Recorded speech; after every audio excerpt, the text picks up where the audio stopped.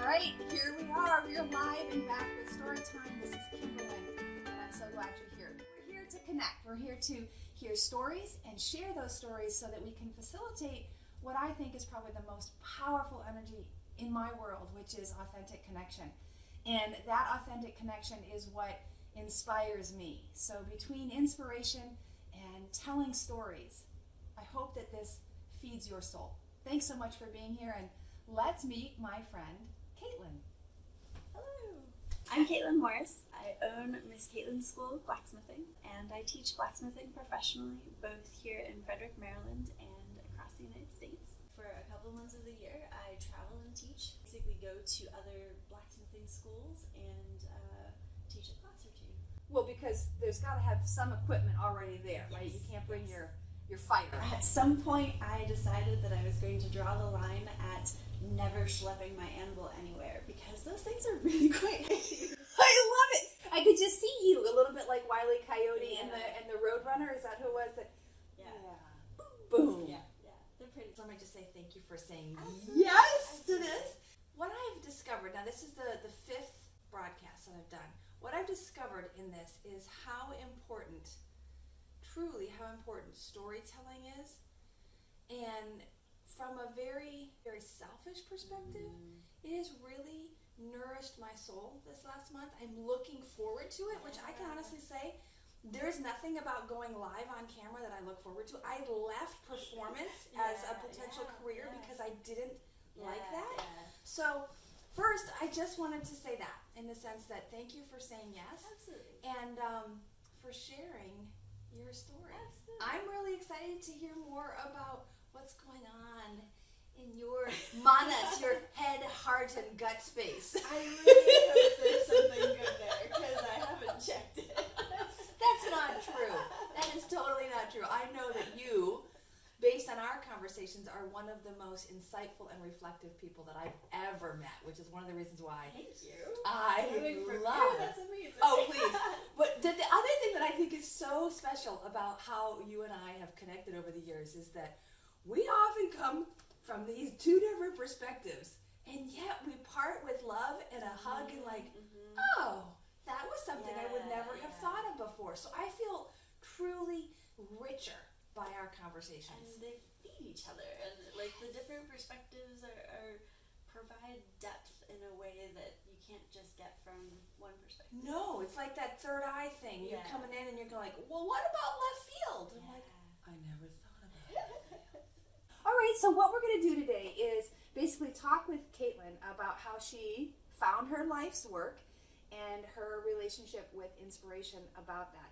Because, as you can tell, she's pretty badass. She's one of my favorite people to talk to, because when Caitlin and I have a conversation, we are both enriched in ways that we didn't even know that we needed to be enriched.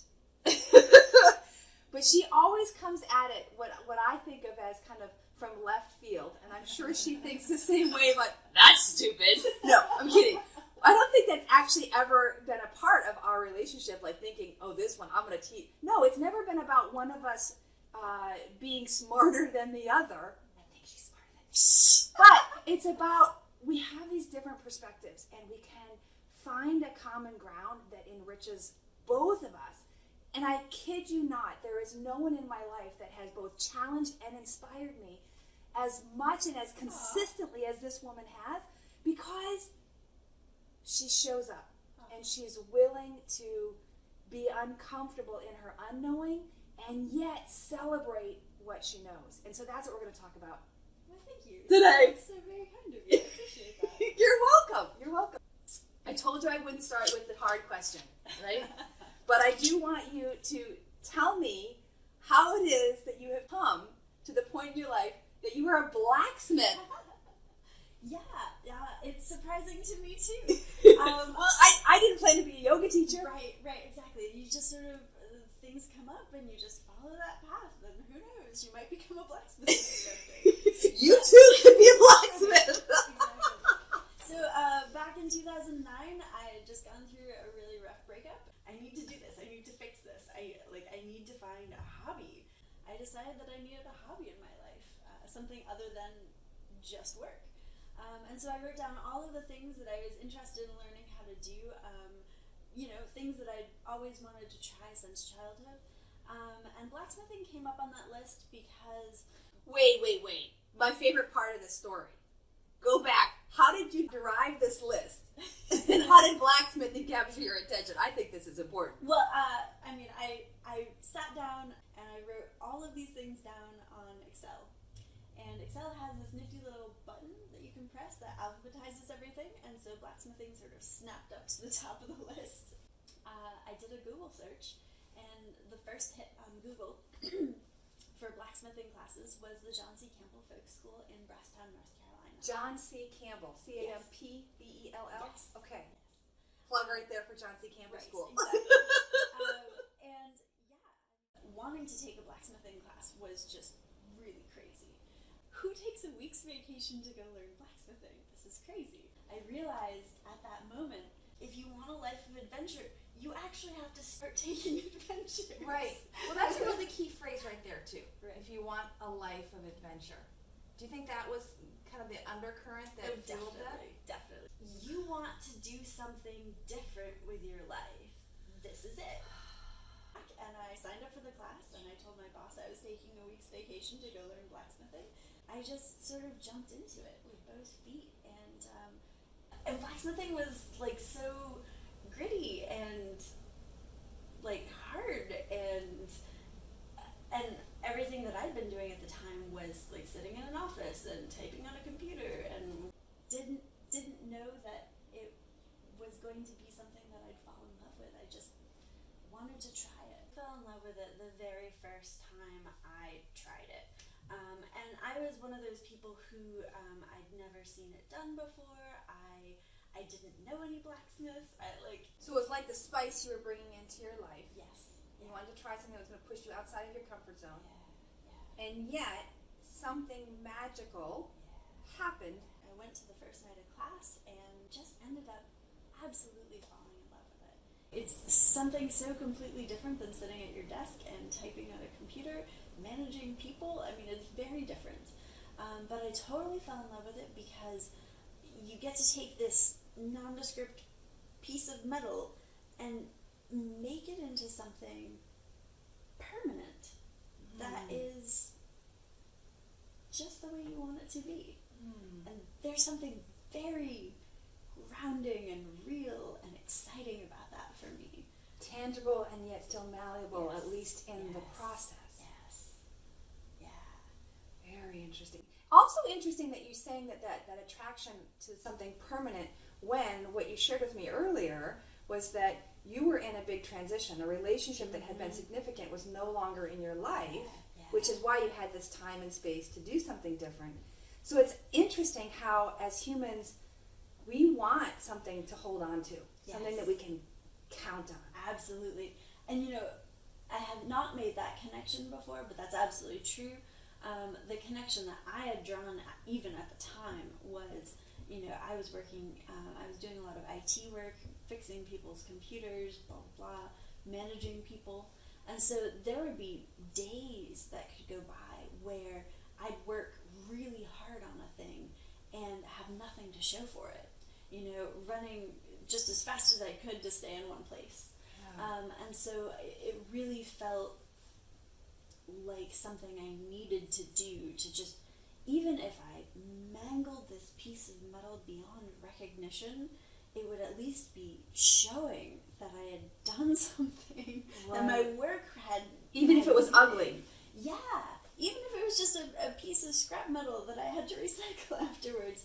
I wanted to have an impact on the world in some way that I could point to. I love that.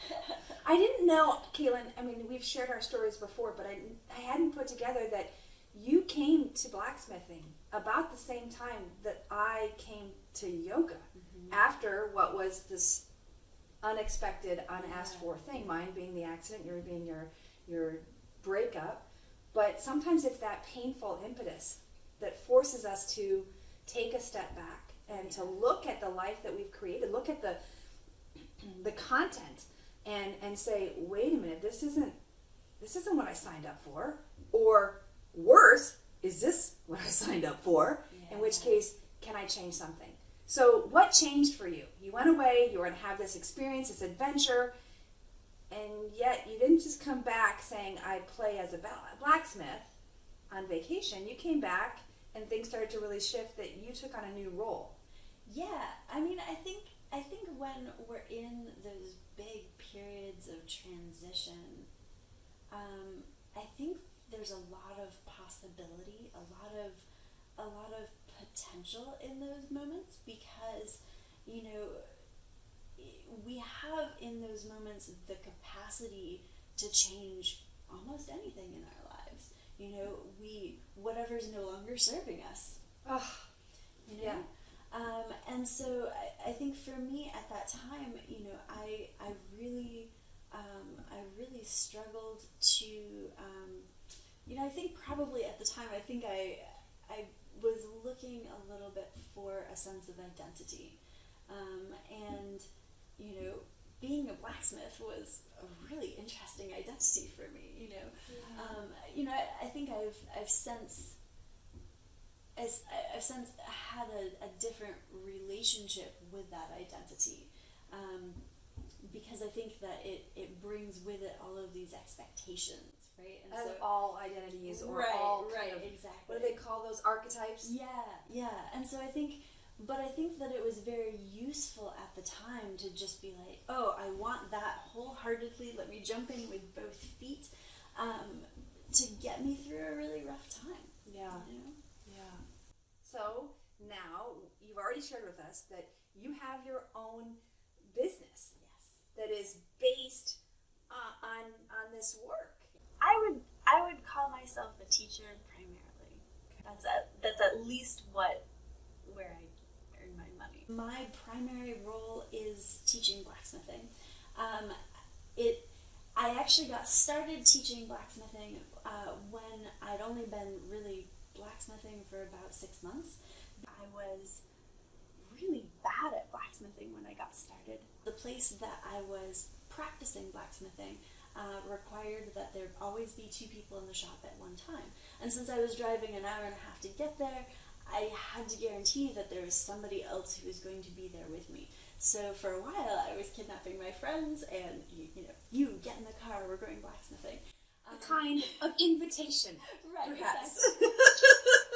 And so they'd get there, and of course nobody knew how to blacksmith. And so I would teach them how to do it so that I could get more time at the forge myself. Right? Beautiful. And so I really, I developed a passion for teaching because I really could see what the challenges were for beginners. You know, most of the teachers that I interacted with didn't start teaching until they got good at the thing, right? And for me, you know, developing my teaching really happened alongside my own development. I love that. So you're saying that most of the people that were teachers, and I think that this is probably the case with teachers overall, is that you get good at something, Yep. and therefore you're invited to teach others, Right. which are really Yeah. different skills. Yeah. To be good at something Yes. versus being able to be good at teaching and facilitating someone else to be good at it. Yeah. And you say you started that almost by default, Right. as a way so that you could practice. You started teaching others. Yeah. Caitlin, thank you so much for being here. Thank you all so much for being here. If you want to learn more about Caitlin and what she's offering, I'll make sure to put a link and an attachment here. But otherwise, be well, my friends. May you breathe deeply, move freely, labor lovingly, and live vibrantly. Namaste, and be well.